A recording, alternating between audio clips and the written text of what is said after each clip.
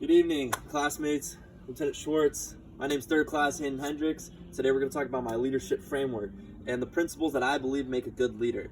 So before we begin today, I first want to introduce one of my closest friends since 6th grade. He's working out in the civilian world and working in a leadership position of his own, and I thought we could discuss maybe how my leadership principles can apply to the real world as well as to the military world. So before we get started, I'd like to introduce my best friend Robert. Woo! Yeah, Robert. How are you doing tonight? Robert, you want to have a seat? So this is my Seaside Chat.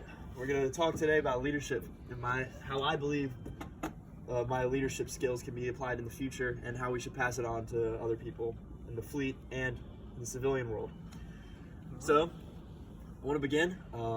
I feel every leader should have 3 nodes they should know every time they're getting on a boat, going out into the real world, getting a manager position, they're getting a new team. There's 3 nodes that you should know as a leader. And I think those 3 most important things are to know your people, know their goals, and know your mission. So we're going to talk about knowing your people. So Robert, can you tell me about at work? How do you get to know your people at work? FedEx is a huge company. We have many people. In our brand new building alone, each shift has about 180 people. Each belt has about 30, and you have to know everyone as a manager.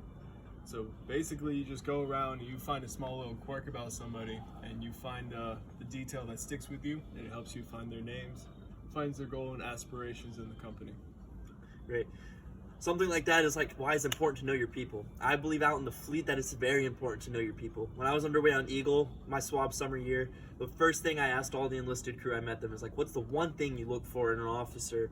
And they said, no, just to get to know us.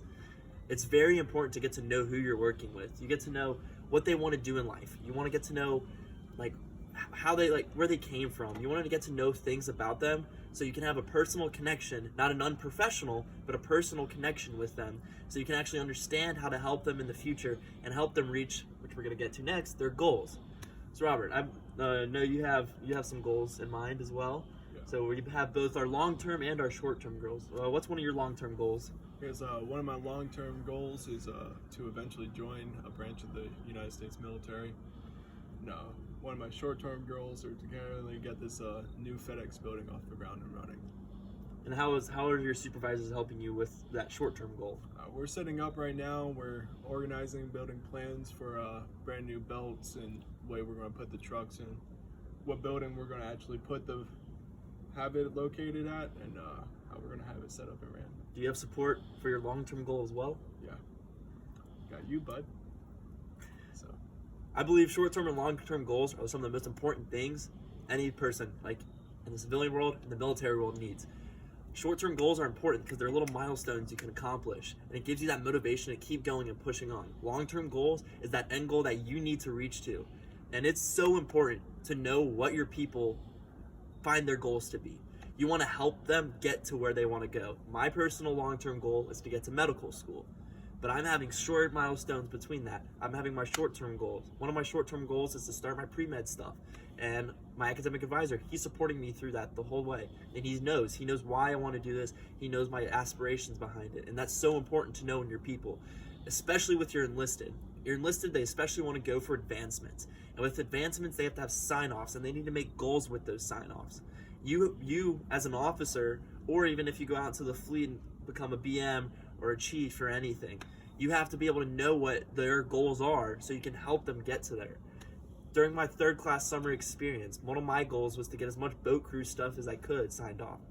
And what I did is I told my shipmates, I was like, hey guys, I really want to try and get some boat crew stuff signed off. Could you guys help me out with it? Our ops, he knew that goal that I had, and he did whatever he could to help me reach that goal. So finally, the last thing I want to talk about in my leadership framework is to know your mission. All right, what's your mission? What's your job as a manager at FedEx? I'm a special operations manager at the new facility, Z Norts, which is off of Robin Hood Road in Norfolk. We're getting it off the ground. Our facility is aimed to have a throughput that is exceedingly high for a manual building instead of a automated building, which you'll find in most FedEx facilities. So our goal is to train our people up, make sure all our scanning is right. And scanning is to make sure civilians and anyone who buys a package knows the location and proper placement of their packages. Make sure that's up, making sure all the packages are handled with care, delivering the FedEx Purple Promise. See, that's a great example of knowing your mission. He obviously knows his mission in detail, and he knows what, like, the small details of it. Robert, when you have a supervisor tell you an objective or a task he has you to do you ask questions like to confirm sometimes? Oh, for sure. You can't just he can give a broad objective, but you have to have the specific details to get there. That's so important. And knowing your mission. The most important thing about knowing your mission is asking those little questions so you have small details that you can fill in. What's important about knowing your mission is that is the key to your team. If you don't know your mission, your team's not going to trust you as much as they want to. You need to know your mission, so when you're given it, you need to ask questions. Ask questions to clarify small details, even the small minuscule things. Ask questions until you annoy your supervisor. It sounds crazy, but it's what you need to do to get those small details and those questions answered that are going to be asked in the future. Another huge thing I learned from Commander Boyd myself is take notes. You have to take notes. You need to be able to write down, like those small details I'm talking about, you can't remember those all the time. Take notes. Have a little pocket notebook. Take those small notes down. So when you go to your crew to address them on their mission at hand, you have those small details.